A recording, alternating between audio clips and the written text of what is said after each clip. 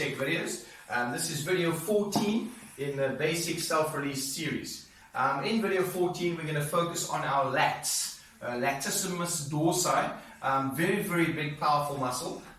They attach under the arm into the humerus. The humerus is the bone of the upper arm, and they go all the way down and via fascia attach into the pelvis. Your lat works very well with your glute and your piriformis to form your posterior sling. Very important in walking, running, obviously pulling. Very powerful back muscle. It's the longest muscle in your back. Obviously we'll go more in depth when we do the advanced releasing, but it's a very important muscle to release, as are all, and I'm going to say this in every video, so forgive me for that.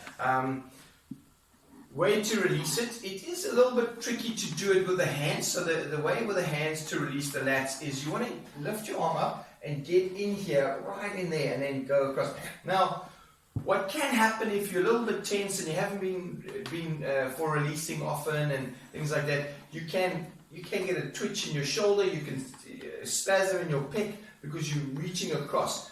But nonetheless, a good way of doing it is to lift your arm up, grab into here, and then just go and stimulate there.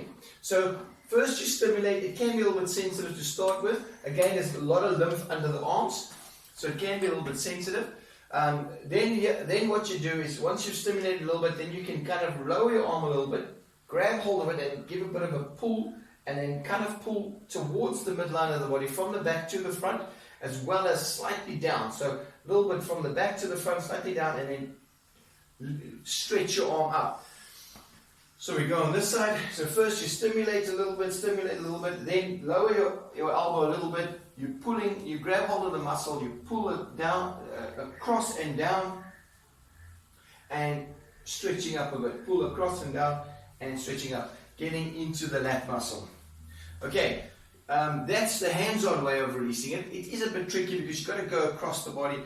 Getting in with the same arm is kind of not going to work. So with this muscle, your lat, it's very important to actually use a tool.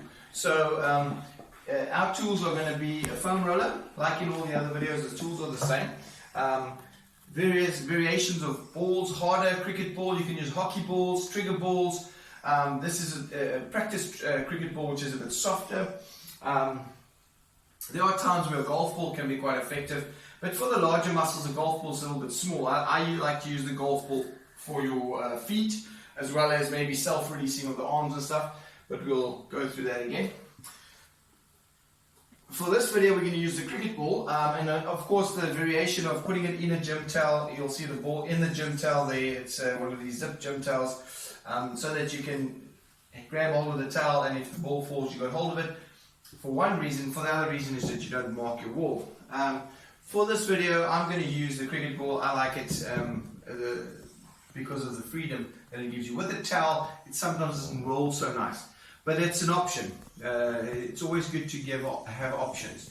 So with this, I'm going to face the camera, so I'm going to do my right lat. So what you want to do is you want to place the ball on the wall in line with pretty much like just not quite under the arm, just a little bit there. There, if you can see there, just a little bit under the arm, and you'll feel there's a lot of muscle that runs there. In this area under your arm, you've got your lats that wrap around, but then also under the lat and onto the rib here, you've got your serratus, which is also a very important muscle, which we'll go into in the series. You will get to the serratus, called the serratus anterior, very important muscle. So in the meantime, when you release your lat, you might release a bit of that. Not the end of the world. It's never a problem if you release more than what you're trying to release. Releasing a muscle is good as long as you're not hurting yourself, you're not bruising yourself, you're not pushing too hard. Adding movement, not going too hard. That's the key. So put the arm against the ball against the wall, and you're leaning the ball slightly at an angle, tilted away, so you're getting into that back muscle. Now with the arm, what you're doing is you can relax the arm in front of you and now add movement with the legs. So now both legs are stabilizing you, which is better. You're not just doing one leg. And you can add, remember, always a little bit of a movement, a little bit of a wider stance, just to create a stable base and that not too much weight going into a specified area in the leg. with a wider base, you're able to incorporate more muscle for better stability. So now in this position, you can kind of rock forward and back as the ball is on that muscle, and there's quite a good spot right there. Then you can go up and down, so you want to get right in there, all the way around into that muscle there. Then a very good technique that I like to use is the actual using the arm. So you've got the ball triggered, you've got the muscle trapped. So what I like to do is you kind of wiggle a little bit, find a good trigger point like there. I've got a nice good trigger point. Now what I'm going to do is reach up as I'm triggering and relax. And then what you can do, add on to that, is as you reach up, you can go down a little bit and a little bit of a rotation as you're reaching up. Because as you're reaching up, you're opening up that muscle, exposing more of it, and you can trigger a little bit deeper. That's a very good way of doing it. Another way is obviously just with a foam roller. This is also quite a very popular way. Keep the arm up, and then you can just get nice in there and just roll up and down in there. A lot of people like to do this on the floor, lying on it. You can do that, but I don't like it because I feel it's very difficult to control your own body weight. I don't care if you're a triathlete that's super skinny, it's difficult to relax onto the body. So I like to use a wall. Standing, you can put a bit of pressure. It's not about how much pressure you put on, it's how much the muscle lets you in. That's the key. So I don't think you need to put a lot of force. If you are not feeling enough triggering, if you're not feeling anything much and you think, oh, you're not really getting it, then what you can do is add a bit more movement, and get right in there.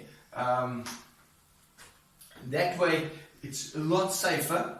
And for me, releasing the body, be kind to your body. That's why we're doing this. We want to feel better, not worse. I'd hate anyone to watch this video, do something and feel worse. Hope that works for you. Thanks for watching.